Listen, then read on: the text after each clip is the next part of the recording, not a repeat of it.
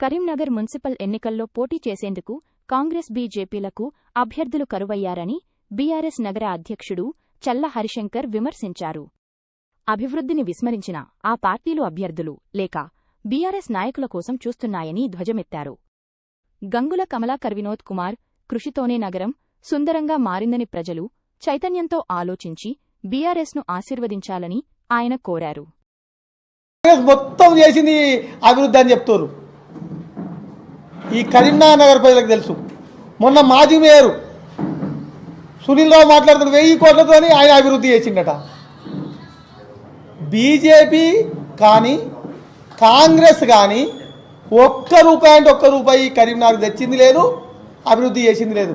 మొత్తం కూడా 2014 నుండి 2023 డిసెంబర్ 3 తారీఖు వరకు కరీంనగర్ నగరాన్ని ప్రతి చిన్న గల్లీ 10 ఫీట్ల గల్లీ నుంచి 100 ఫీట్ల రోడ్డు దాకా రోడ్డు డెవలప్ చేసిందే బీఆర్ఎస్ పార్టీ, బీఆర్ఎస్ ప్రభుత్వం. ఇక్కడ స్థానిక మాజీ మంత్రులు, స్థానిక శాసనసభ్యులు గంగుల కమలాకర్ గారి నేతృత్వంలోనే కరీంనగర్ సుందర నగరంగా తీర్చిదిద్దబడింది. ఉండాలి ఆ మాజీ మేయర్కు బుద్ధి కొంచెమన్నా. మరి నోరా ఏమన్నదా ఆయన్ని చెప్తాడు. కరీంనగర్ డెవలప్ చేసింది బీఆర్ఎస్ ప్రభుత్వమే. గంగుల కమలాకర్ గారు, వినోద్ కుమార్ గారు కష్టపడితే ఈ నగరం ఇంత గొప్పగా అయిందని చెప్తాడు. ఇడ కన్ను మారుస్తే నాలుక మారుతుందా? మనిషి మారుతారా? గొప్పోళ్ళని చెప్పకు, మేము అవసరం లేదు నువ్వు, కానీ చేయలోళ్ళని చేసినావని చెప్పుడు. ఎంత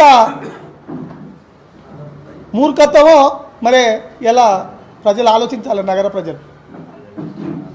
ఇక కాంగ్రెస్ ఇన్ఛార్జి గల్లులలో ఇరుక్కుంటా ఎవ్వరు పడితే వాళ్ళకి కండలు ఎత్తుండు.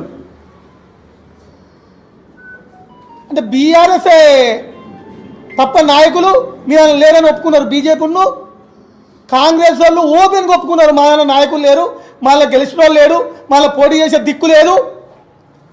బీఆర్ఎస్ 10 ఏళ్ళలో ఉన్న కార్పొరేటర్లు మంచిగా పనిచేసారు. గంగుల కమలాకర్ గారి నాయకత్వంలో కరీంనగర్ అభివృద్ధి చెందింది. ఆ కార్పొరేట్లకు మంచి పేరు ఉంది వాడలలో. ఆశ చెప్పాలి, పార్టీ మార్చాలి, ప్రలోభాలు పెట్టాలి, పార్టీ మార్చాలి. వాళ్ళని గెలిచి మేము గెలిచినామని జబ్బలు గుద్దుకోవాలని చూస్తున్నవి ఈ 2 పార్టీలు.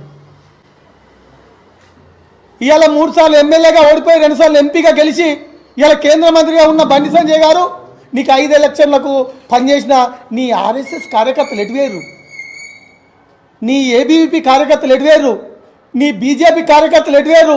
వాళ్ళకి టికెట్ ఇచ్చి గెలిపించుకోలేవా? వాళ్ళని అందరు నిలబట్టుడు బీఆర్ఎస్ పార్టీలోకి వెళ్ళి తీసుకోవాలని ప్రలోభాలు పెట్టుడు.